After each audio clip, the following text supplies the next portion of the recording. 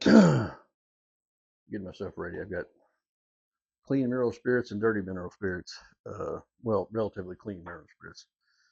And the reason you have two is because one's for clean your brushes, and the other one is for use when if you need to use a little mineral spirits to thin your paint down.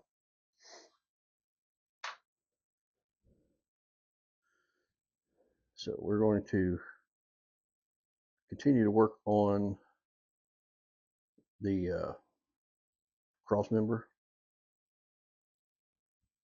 of the cross, and let me show you what I'm doing here.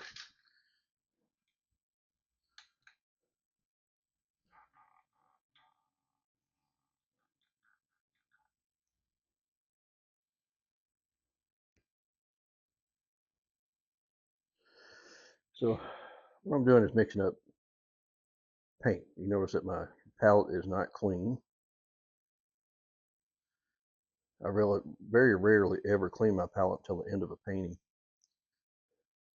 And after we get done with this painting, that's when I'll take this and show the video of how I'm going to put some gray up underneath.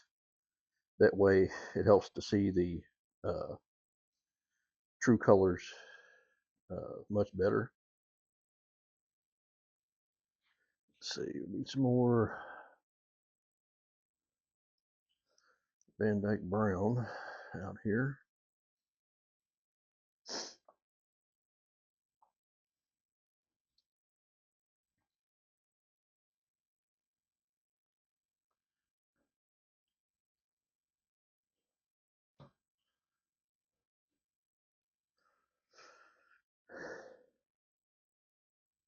Darken this up just a tad. We don't want the brights yet.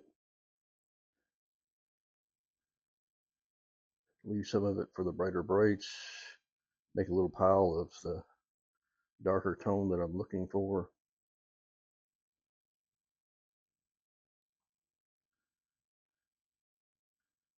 All right. Now that we got that, we're gonna choose our weapons.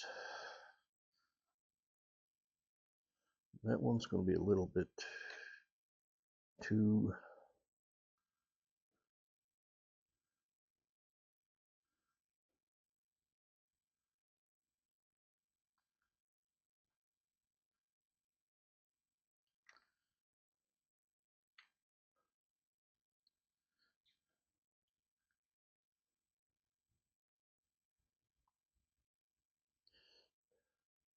let one of my brushes roll into some other paint. I don't want that to dry in there because this is a liner brush here, a liner brush, and we don't want that to harden up. They are spectacular for the later when we're working on the line. You'll see me use that a lot in making the hairs.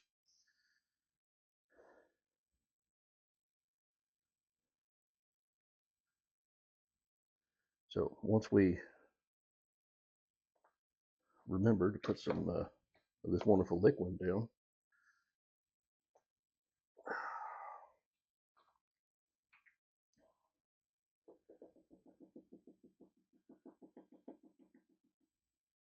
doesn't take much.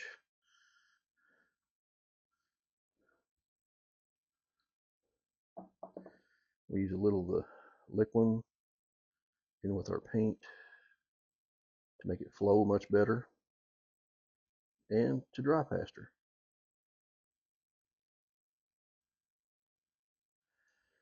Now, we are going to come back up here and oops, and tighten up the camera so you don't go looking at the ceiling and start working in on this cross member of this right here. Turn a little more light. That way we can match it up more with what we have in here.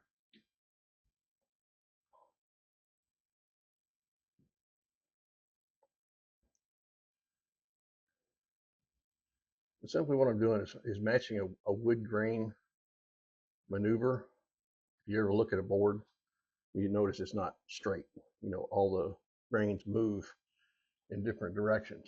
And that's what you want to do here when you're putting your wood grains in.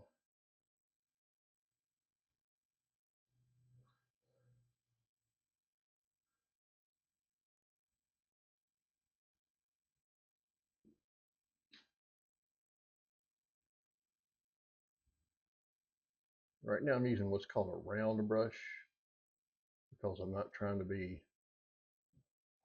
specific. I just want to hit little pieces here and there that make it flow more and look more like an actual piece of wood.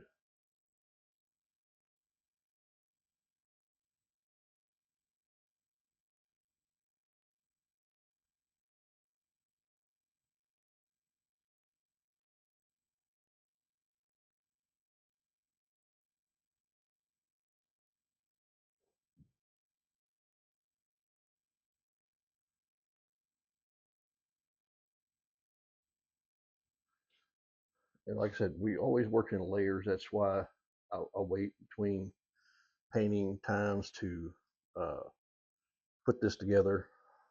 That way the paint underneath is dry. I'm painting wet on top of dry. And there's times to paint wet on wet, but you know, this one just for me is not the proper time to do something like that.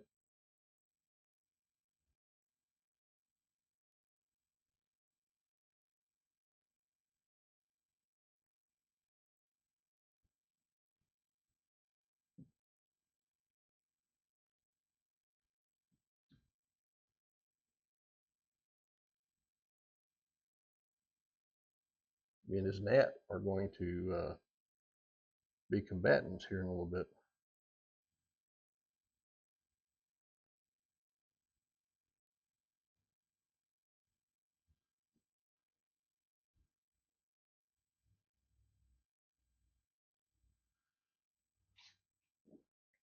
Step back and take a look.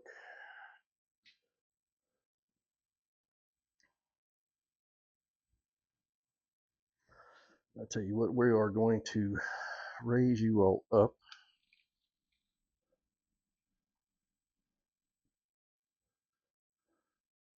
Angle you a little bit more. There we go. That way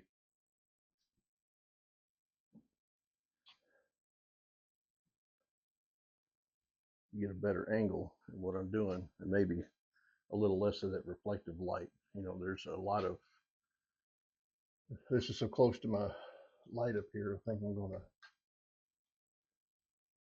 dim that down so it's not quite so bright on there. And we'll zoom you guys in a little bit on this. If I can do this without going too deep. There we go.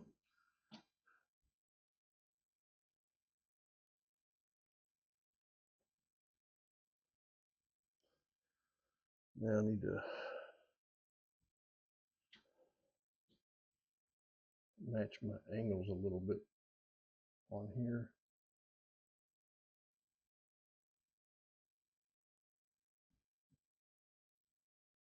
I don't want it to be perfectly matched. I want it to look a little rugged on the edge.